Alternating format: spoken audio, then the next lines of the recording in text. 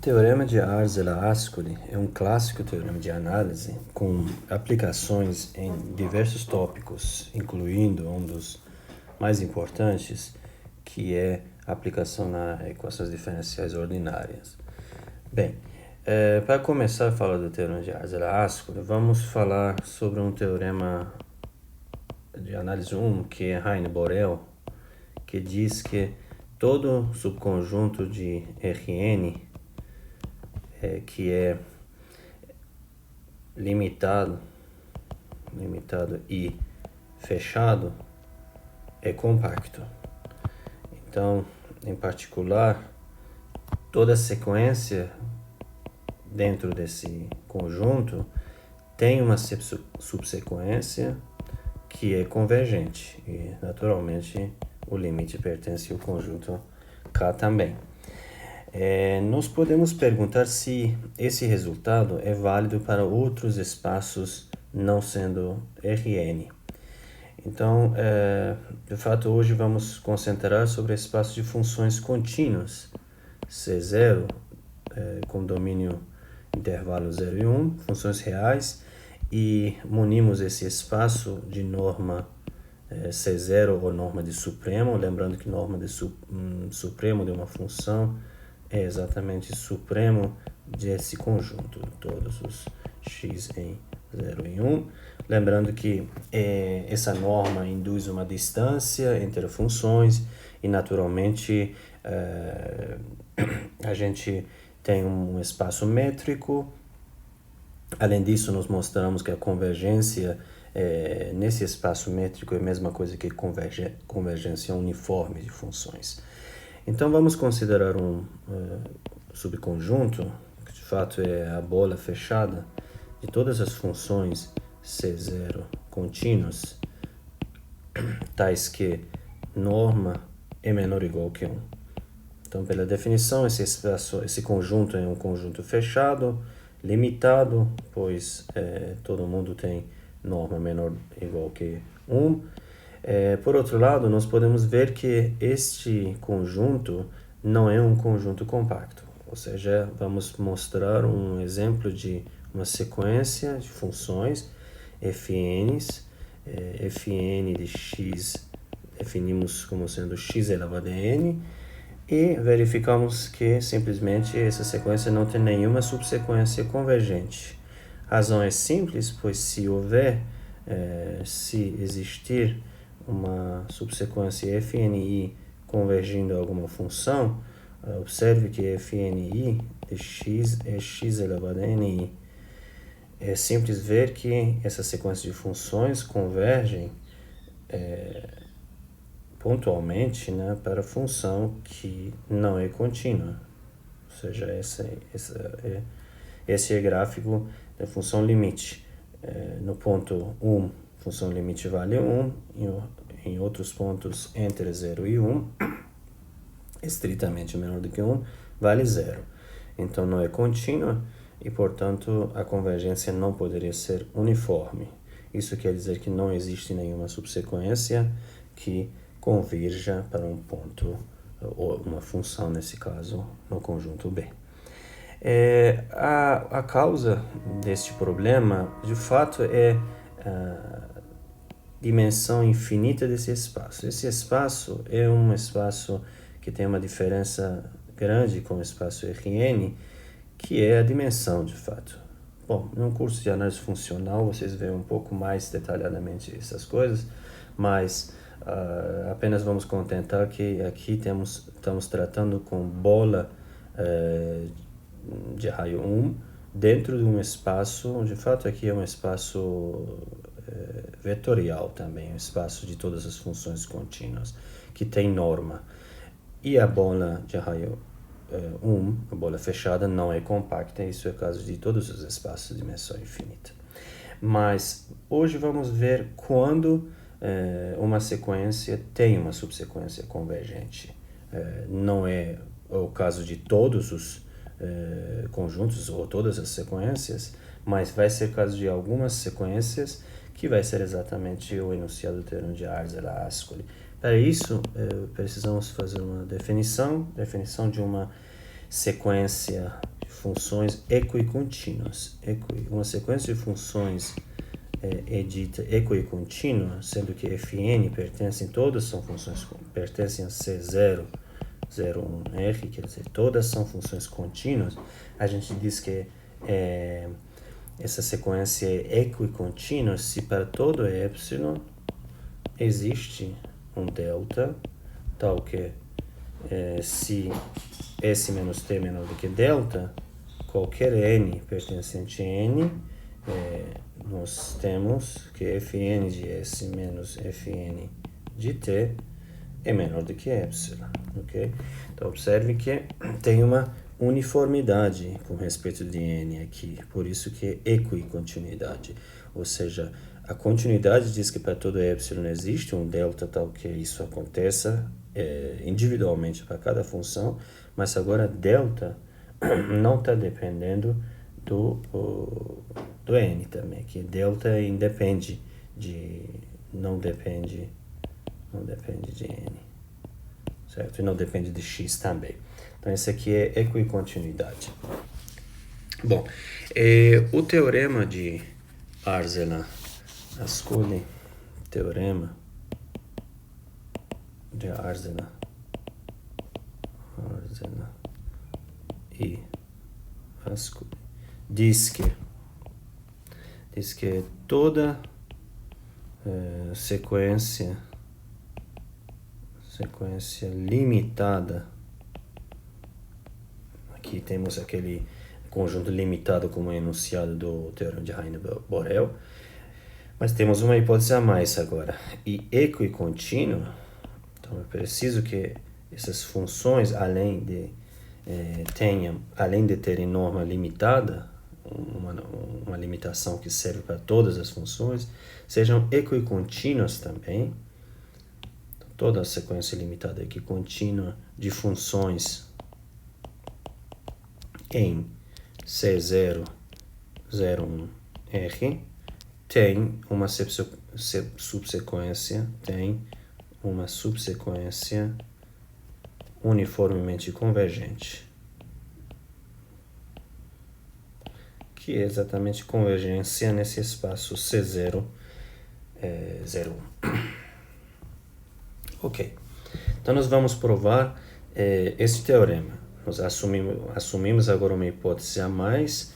Além de ser limitada, nós estamos assumindo equicontinuidade, coisa que não acontecia, não deve acontecer, né, para sequências de funções x elevado a n. Ou seja, cada uma das funções x elevado a n individualmente é uma função contínua, né?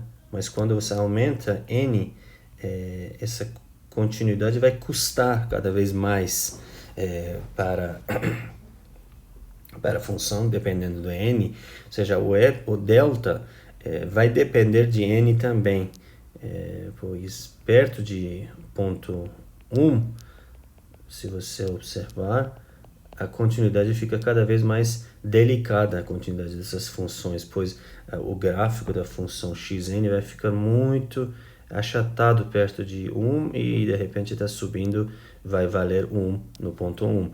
Então, o delta vai realmente depender de n. Por isso que não funcionou, não existiu nenhuma subsequência convergente. Ok, a demonstração desse teorema é uma demonstração que usa a técnica de 3epsilon3, como muitos teoremas de análise, é um processo de aproximação, precisa de algumas etapas. Então, e tem um argumento diagonal bastante clássico também. Muito bem, vamos começar por escolher, escolher um conjunto enumerável e denso dentro de AB. Então, AB é um intervalo compacto, né? E então existe um subconjunto enumerável e denso. Contém, né? AB contém um conjunto denso e enumerável, que a gente vai denotar por D. Já sendo enumerável, eu posso enumerar, né, D1, D2, D3, etc., os elementos do conjunto D. Então, aqui temos o intervalo AB, existe uma sequência, por exemplo, todos os números racionais aqui dentro é um exemplo de D, não é único, obviamente, D. E vamos começar com esse conjunto. Por que essa escolha é importante? É porque, pela hipótese de funções fn sendo limitada, né, pela hipótese, nós temos que existe um m, tal que, né, um número real, tal que para todo n, norma de fn é menor do que m. Isso quer dizer que para todo x em AB, fn de x é menor do que m para todas as funções. Todas as funções têm uma limitação superior, que é m, nesse caso. Maravilha. Então, em particular, para todos os pontos D1, D2, etc., temos essa limitação. Então, isso quer dizer que o conjunto fn de D1, né, é limitado por m. Esse conjunto é limitado. Portanto, pelo resultado de Bolzano-Weierstrass, né, você tem uma sequência limitada dentro de números reais e tem uma subsequência convergente, né? Então, existe uma subsequência que, de propósito, nós vamos denotar assim: 1K de D1 convergente. Converge a algum número que eu vou chamar de y. Então, eu posso escolher nesse momento uma subsequência das funções fn, que eu estou chamando de f1k, né? K vai variar, que f1k de D1 converge para alguma coisa, certo? Isso porque essa sequência é limitada, portanto tem uma subsequência convergente. Agora, novamente, agora vamos esquecer a sequência original fn e vamos trabalhar com essa sequência, que era uma subsequência da sequência original, e vamos olhar em f1k de D2, o segundo elemento do conjunto D, que era um conjunto denso, certo? Então, novamente, esse aqui é limitado, é um conjunto limitado, e, portanto, existe uma subsequência que vou agora denotar por f2k, que vão convergir para y2. Observem que essa subsequência f2k é uma subsequência de f1k ainda, certo? Então, em particular, f2k de y1 de D1 também converge para y1. Então, na segunda etapa, nós temos uma subsequência, a segunda subsequência, que converge em dois pontos do conjunto D, D1 e D2. E assim por diante. A gente vai ter uma subsequência que é mk. Então, depois de m vezes fazer esse processo, temos uma subsequência fmk, né? Tal que fmk de cada yi, de cada di, né? Cada di converge para yi, sendo que i é menor ou igual que m. Para todos os anteriores, estamos convergindo. Muito bem. Agora, nós precisamos escolher ainda uma subsequência que sirva para todos esses números x no intervalo a e b, para garantir a convergência em todos os pontos, né? Então, o processo ainda precisa ser refinado um pouco mais. E como que vamos fazer isso? Em primeiro lugar, vamos escolher, dado um m, né? Dado m, escolhemos um k, certo? Esse k, né? Que vai depender de M, por isso eu coloco K de M. Maior ou igual que M, escolhemos suficientemente grande o suficiente, tal que se J é menor ou igual que M, né? E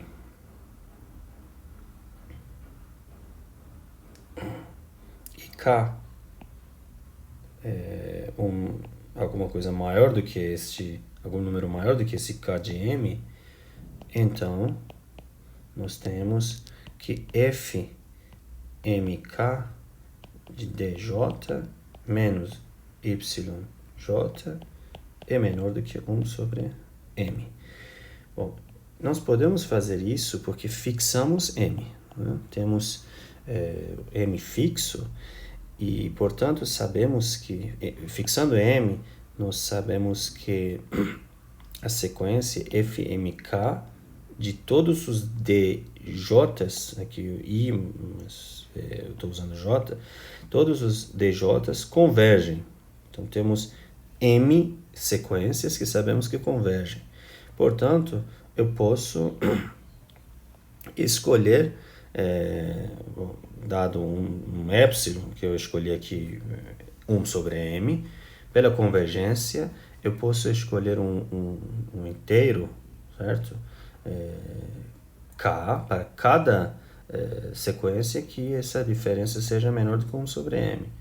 Basta escolher, ou seja, para ficar mais claro, nós sabemos que F, vou fazer o rascunho, nós sabemos que F MK de D1 converge a Y1. Sabemos que FMK de D2 também converge a Y2 e assim por diante. FMK de DM converge a YM. Portanto, para cada uma dessas sequências, nós podemos achar um K, tal que a partir daquele K, este menos YM seja menor do que 1 sobre M, para todos. FMK D2 menos Y2 seja menor do que 1 sobre M, todos. E aí escolhemos o K, digamos aqui, para K maior do que K1, aqui para K maior do que K2, e assim por diante. K maior do que Km. Escolhemos o máximo deles, chamamos K de M aqui, que chamamos de K de M, né? De tal forma que satisfaz todas essas desigualdades e, portanto, em particular, vale para todos os J's entre 1 e M. Então, aqui esse rascunho vamos retirar e vamos ficar com o resultado que nós vamos precisar, que é este aqui. Ok. Agora nós vamos usar um argumento diagonal para escolher a subsequência final, que vai servir como subsequência convergente. Escolhemos, seja GM, né? Uma subsequência, claro, de FNs iniciais, né? Da seguinte forma: GM dx vai ser definido como FMKM dx. Ou seja, eu escolho exatamente aquele argumento diagonal, né? Tinha uma sequência de funções, né? Subsequências, uma sequência de subsequências. Primeiro era F1 Ks, F2 Ks, né? Já era F1, 1, F1, 2, F1, 3, assim por diante. Depois F2, 1, F2, 2, e assim por diante, certo? E aí, em cada M, aqui é M, aqui é M, então FM1, FM2, assim por diante, eu tinha FMKM, certo? Escolho ele, assim por diante. Escolho ele, eles vão formar o GMs, que vai ser novamente uma subsequência de todas as funções aqui. Ok, essa vai ser a escolha de GMs. E vamos ver por que essa sequência é convergente. Afirmamos que essa sequência, de fato, é a afirmação que GM é de Cauchy. É uma sequência de Cauchy. Ok? Em C0 de AB e R. Então, como que nós provamos que essa sequência de Cauchy? É aí que tem que entrar a equicontinuidade, exatamente. Então, vamos lembrar que, dado epsilon, pela equicontinuidade, nós temos que existe um delta. Esse delta vai ser agora importante, vamos destacar. Existe um delta, tal que, se esse t são dois números no intervalo AB e a distância é menor do que delta, então Gm de S menos Gm de T é menor do que y sobre 3. Aí já começou o argumento y sobre 3. Aqui destaco também. Ok. Muito bem. Então, esse aqui é um dos primeiros y sobre 3 que eu vou precisar. Vou colocar aqui como 1. E isso vale justamente porque nós temos equicontinuidade de toda a sequência Fn. Gm são também funções que estão dentro do conjunto de todos os Fns. É uma subsequência. Agora, vamos escolher Então, nós vamos aproximar todos os pontos com os pontos daquele conjunto D. Lembrando que conjunto D é um conjunto denso enumerável aqui dentro do AB.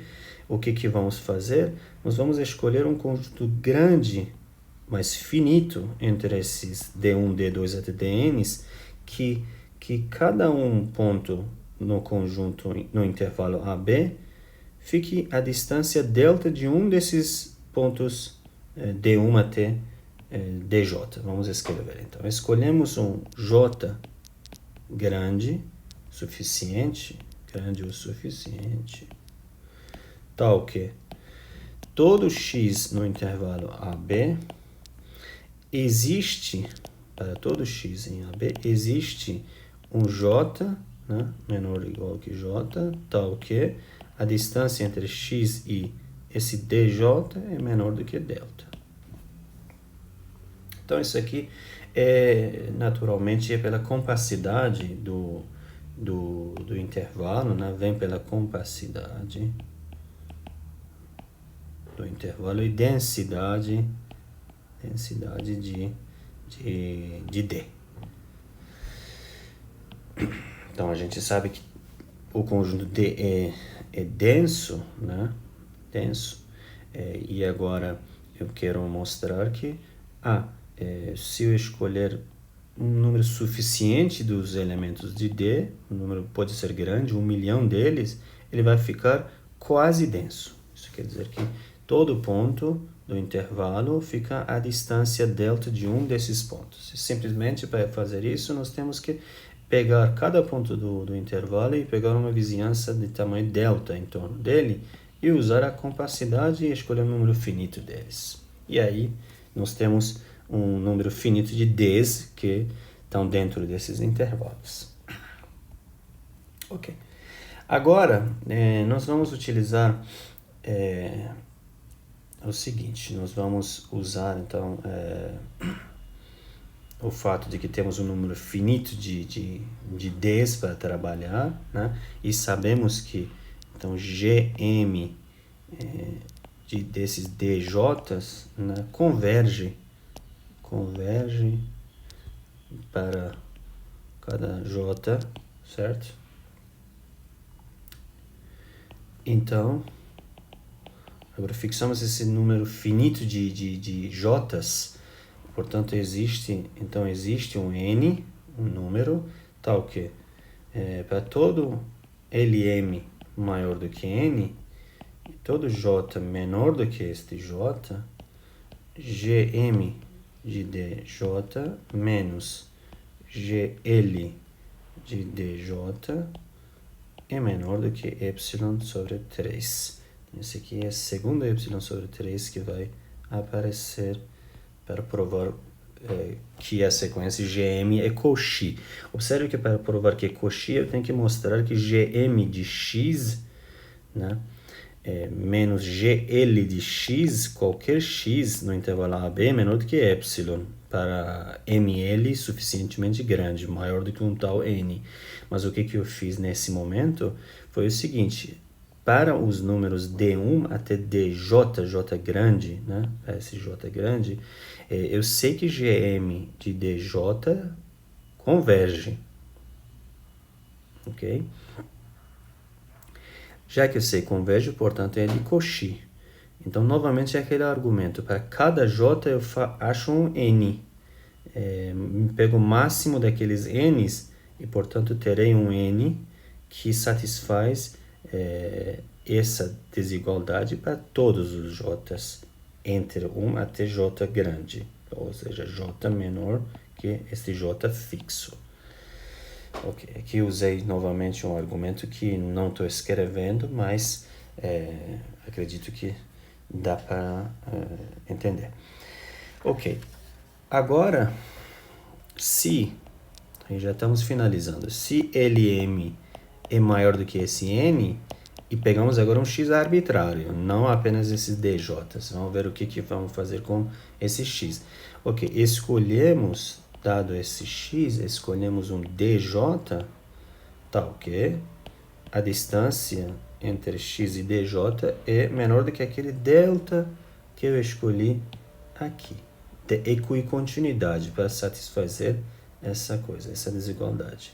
Então, para que serve isso? Porque eu posso agora controlar a distância entre GLM, né? Gm de x menos Gl de x, que é justamente o que eu preciso controlar para provar que essa sequência é de Cauchy. Aí que exatamente aparece a desigualdade triangular, que colocamos Gm menos Gm, os pontos auxiliares, né? dj mais Gm de dj menos Gl de dj, mais, finalmente, Gl de dj menos Gl de x. Então, eu aproximo exatamente com os pontos auxiliares dj's, que eu tenho controle da convergência. Por quê? Porque aí eu tenho que esse aqui é menor do que epsilon sobre 3, né? Justamente apareceu aqui. Depois, eu tenho que esse termo também é menor do que epsilon. Bom, na verdade, o primeiro aqui, esse aqui veio, não veio por essa desigualdade, veio pela desigualdade de que nós tínhamos em cima. Aqui, Gm, a equicontinuidade, Gm de quaisquer dois pontos, diferente de Gm em quaisquer dois pontos que estejam delta próximos e menor do que epsilon sobre 3, e aqui a distância entre x e dj é menor do que delta. Portanto, esse aqui é menor do que epsilon sobre 3 pela equicontinuidade. Então, esse aqui é equicontinuidade. Depois, nós temos segundo termo, também menor do que epsilon sobre 3, que veio exatamente por esse fato aqui, Gm de dj menos Gl de dj. E, finalmente, também, novamente, pela equicontinuidade, nós temos outro epsilon sobre 3, que vai dar a epsilon, e, portanto, nós mostramos que agora todo x no intervalo AB, Gm menos Gl é menor do que epsilon, sendo que, uma vez que ml são suficientemente grandes, maior do que algum n que veio dos passos anteriores. Então, sequência Gm, como uma sequência de funções, é uma sequência de Cauchy Cauchy um espaço C0. Lembrando que a definição de Cauchy era que para todo epsilon existe, lembrete, existe um n, tal que se ml é maior do que esse n, a distância entre gm e gl seja menor do que epsilon. E a distância aqui é exatamente o supremo, né, de gm de x menos gl de x, supremo para todos os x, certo? E nós mostramos que, dado qualquer x é menor do que epsilon, portanto, o supremo é menor do que epsilon também. Ou seja, nós concluímos que essa sequência é de Cauchy e, consequentemente, é convergente também. E temos uma subsequência convergente. Isso conclui a demonstração do teorema de Arzela-Ascoli.